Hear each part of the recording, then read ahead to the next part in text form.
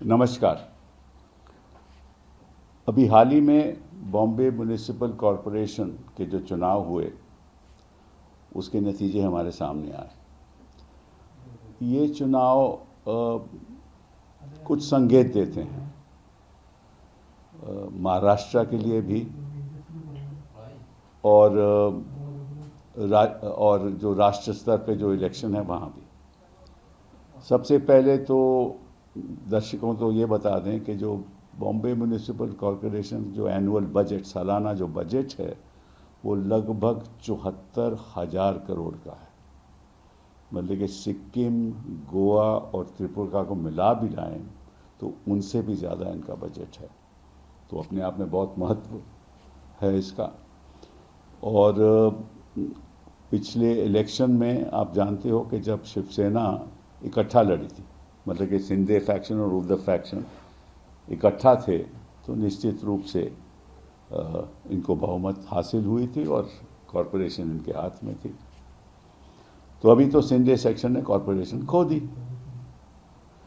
और अगर इतिहास में जाया जाए, तो भी मैं थोड़ा सा इतिहास में जाना भी चाहता हूँ। 2012 के इलेक्शन में, कॉरपोरेशन के इलेक्शन में बीजेपी को केवल 31 सीटें मिली थी। 2017 में 82 मिली और 2026 में 89 मिली।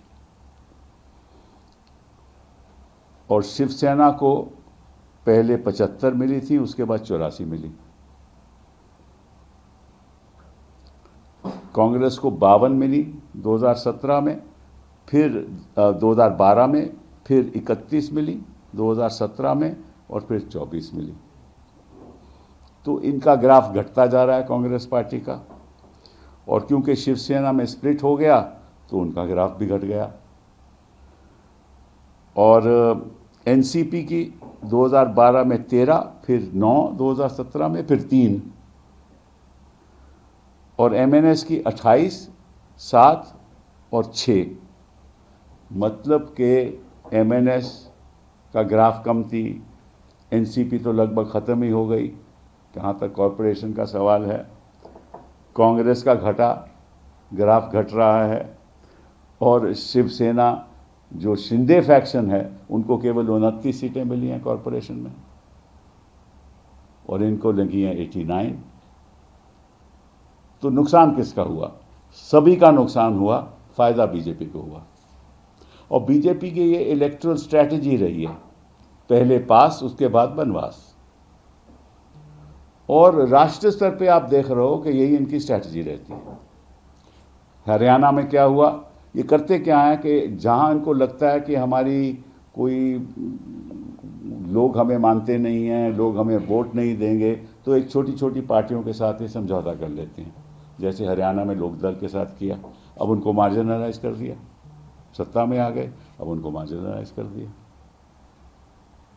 जहां इनका लड़ाई है डायरेक्टली कांग्रेस के साथ, वहां ये कहीं नहीं, किसी के साथ ही करते, कोई समझौता नहीं करते किसी के साथ।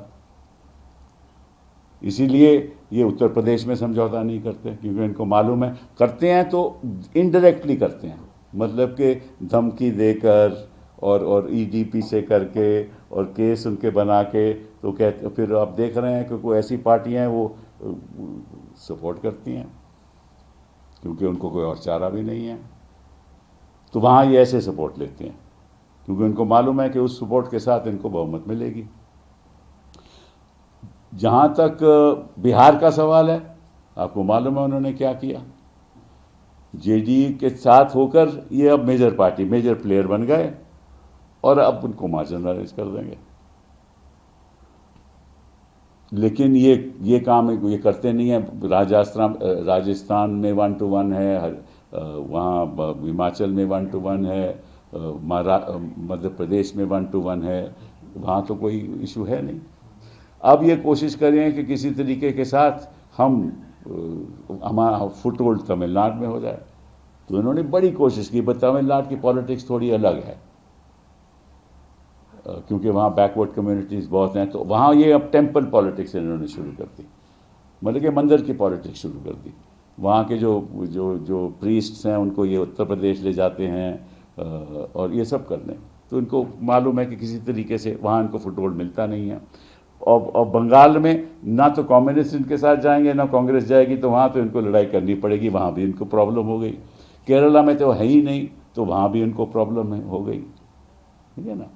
और आंध्रा में बिकॉज कांग्रेस का वर्चस्व कम हो गया था, तो निश्चित रूप से इनको सीधी लड़ाई करनी पड़ी बीजेपी को, वहाँ भी इनका। और मैं कुछ कहना नहीं चाहता कुछ और दलों के साथ कि इनका मतलब कि थोड़े बहुत समझौता है। तो लबो-लबाब ये है कि जहाँ इनको दिखता है कि हमारा, जैसे पंजाब में कालीज के साथ जाते हैं लेकिन उनका कोई फ़ायदा नहीं हुआ, तो जहाँ इनका फ़ायदा होता है फिर उसी पार्टी को ये मार्जिनलाइज कर देते हैं। तो ये संकेत ऑपोजिशन को जाना चाहिए कि अगर तुम समझौता करोगे, आप सत्ता में तो आ जाओगे, अब डिप्टी चीफ मिनिस्टर बन जाओगे, लेकिन आपका जो फ्यूचर है वो ख़त्म हो जाएगा। आप मुझे बताइए अजीत पवार का क्या फ्यूचर रहा? देखो, ये जनता भी नहीं चाहती कि इस किस्म की पॉलिटिक्स हो। पहले आप किसी और के साथ, अब किसी और के साथ, ना इधर ना उधर। फिर जनता पूछती है तुम हो किधर? सवाल तो ये है ना। तो 3 सीटें आई इनकी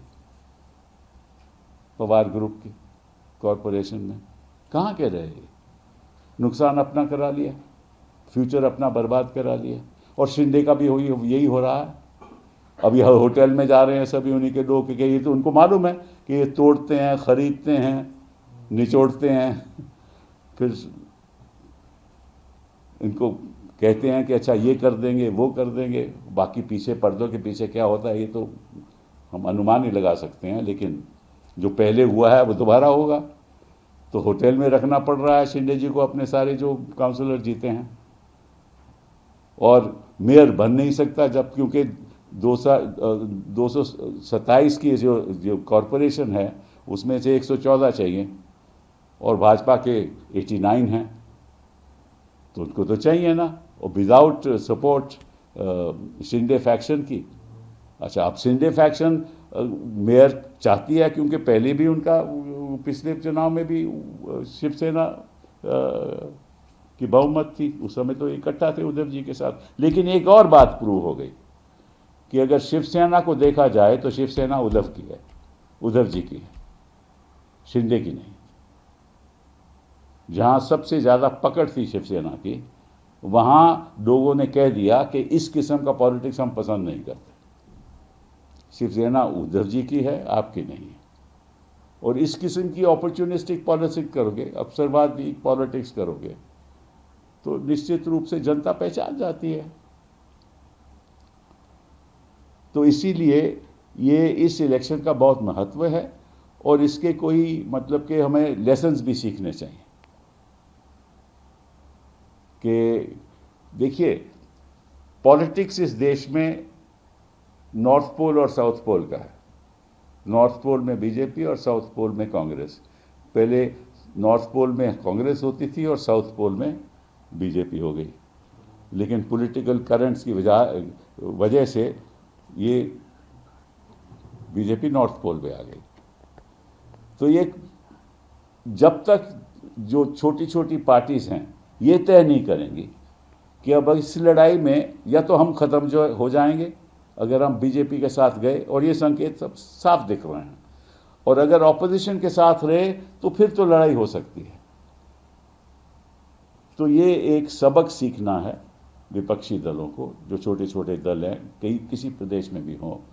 तो नॉर्थ और साउथ पोल की लड़ाई में आपको तय करना है कि अगर आप नॉर्थ पोल के साथ जाओगे तो निश्चित रूप से ख़त्म हो जाओगे, और अगर साउथ पोल के साथ जाएंगे तो आपका कोई औहदा ज़रूर होगा। तो यही एक सबक है। और ये जो चुनाव हुए हैं बॉम्बे म्यूनिसिपल कॉरपोरेशन के, ये इसका संकेत है। बहुत बहुत धन्यवाद। लेकिन सर, जिस तरह से जो है होटल्स में विधायकों को पार्षदों को रखा गया है, आशंका क्या, आप क्या देख रहे हैं उनको, ये है कि कौन तोड़ सकता है? क्योंकि चर्चा उद्धव जी ने भी कहा हमारे पास में नंबर नहीं, लेकिन हम चाहते हैं कि हमारा मेयर बने। तो फिर से होटल पॉलिटिक्स, रिजॉर्ट पॉलिटिक्स। अब इस किस्म की पॉलिटिक्स तो हिंदुस्तान में ही हो सकती है, कहीं और तो मैं दिखती नहीं मुझे, विश्व में तो कहीं और दिखती नहीं है तोड़। और कुछ सब चुप, इलेक्शन कमीशन चुप, कोर्ट जाएंगे तो कहेंगे कि साहब हमें क्या लेना देना है, ये तो सब आप लोगों की राजनीति है, आप जो करिए तो करें क्या। ये इस किस्म की जो टोटली अपॉर्चुनिस्टिक, जिसमें मतलब कि ऑफेंसेस हो रहे हैं, ये तो क्रिमिनल ऑफेंसेस है, किसी को खरीदना, किसी को लोभ देना कि तुम मेरे साथ आ जाओ, पार्टी तोड़ देना। अब जो 10th शेड्यूल है उसका तो कोई रेलेवेंस ही नहीं रहा, क्योंकि बिना मर्जर के तो कुछ हो ही नहीं सकता, मर्जर हो नहीं सकता, तो खरीदोगे भी तो डिस्क्वालिफिकेशन हो नहीं सकती, क्योंकि इनके अपने स्पीकर रहते हैं। तो ये प्रॉब्लम है बहुत भारी।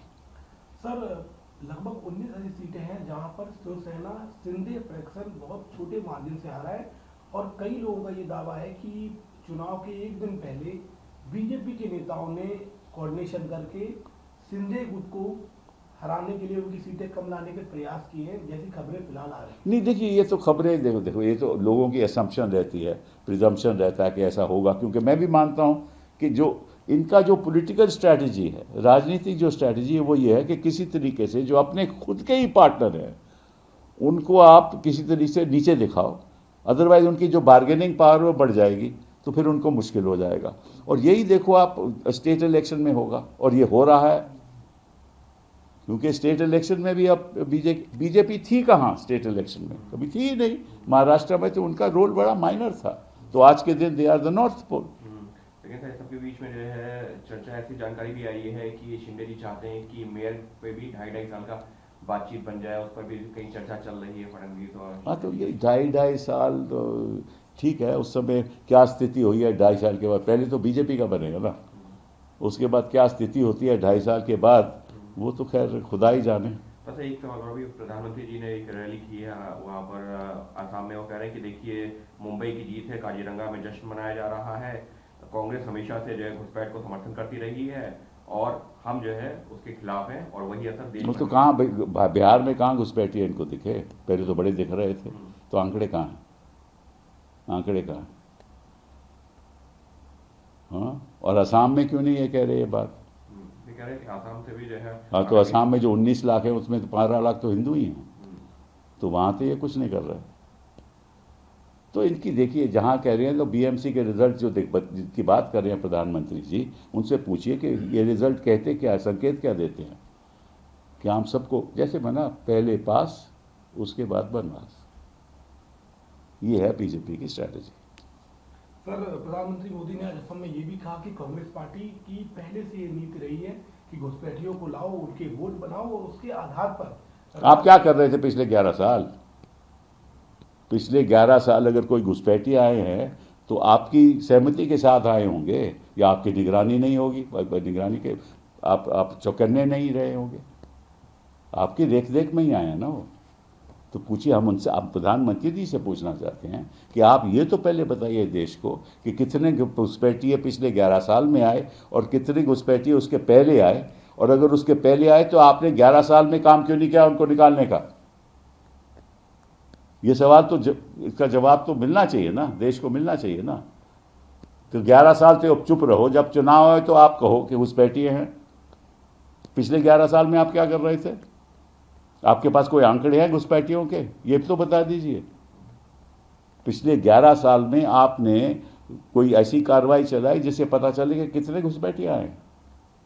आपने जो है यूपी का भी जिक्र किया, मायावती जी भी सामने आई हैं, उन्होंने कहा है कि पीडीए के ऊपर भी निशाना साधा कि अब किससे जो दलित और ब्राह्मण जो है हमारे साथ में आएगा, और मायावती जी इस पर जो है ज़्यादा एग्रेसिव। ये दलित ब्राह्मण ये सब पॉलिटिक्स तो यही लोग कर सकते हैं भैया, हम तो राष्ट्र के स्तर पे पॉलिटिक्स करना चाहते हैं। हम तो चाहते हैं कि देश की तरक्की हो। इस किस्म की पॉलिटिक्स देश को कहीं नहीं ले जाएगी। हिंदू मुस्लिम ब्राह्मण दलित, इस किस्म की पॉलिटिक्स देश को आगे तो नहीं ले जाएगी। ये तो मेरा मानना है।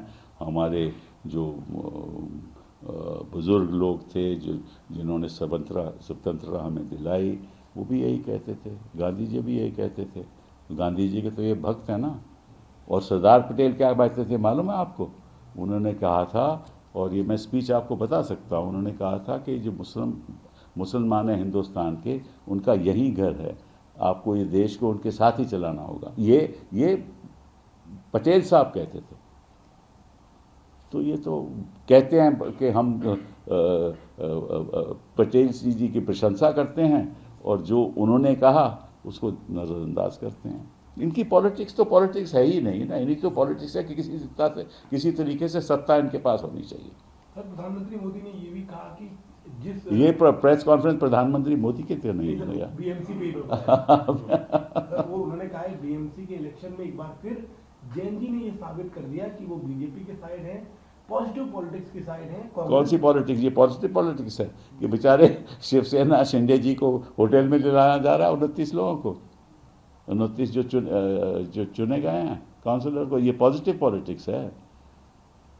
ये देखिए, इनको मैं प्रधानमंत्री जी के बारे में नहीं कह सकता कि जो भाजपा का जो पॉलिटिक्स है वो हमेशा डिवाइसिव रही है, स्वतंत्रता टाइम ही डिवाइसिव रही है। इन्होंने क्यों नहीं हमारी नेशनल मूवमेंट के साथ दिया?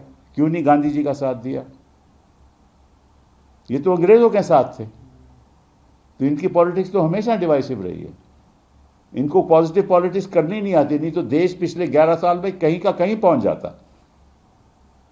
इनकी वजह से, इनकी डिवाइसिव पॉलिटिक्स की वजह से आज देश वही का वही है और ग्राफ गिरता जा रहा है हमारी इकोनॉमी का, आर्थिक स्थिति का। शिंदे जी को डर जो है दूसरों से, मतलब बाहरों से नहीं, जो जिनके साथ में सहयोगी दल हैं, बट बड़ी लेट समझे हैं वो। शिंदे जी बड़ी लेट वो ये बात समझे। बीजेपी की डर से उन्होंने अपने जो है नेचुरली और किसके डर से? बाकी के पास तो इतना ताम धाम नहीं है ना कि वो लोभ दे सके, या तो सत्ता का लोभ या किसी और चीज़ का लोभ।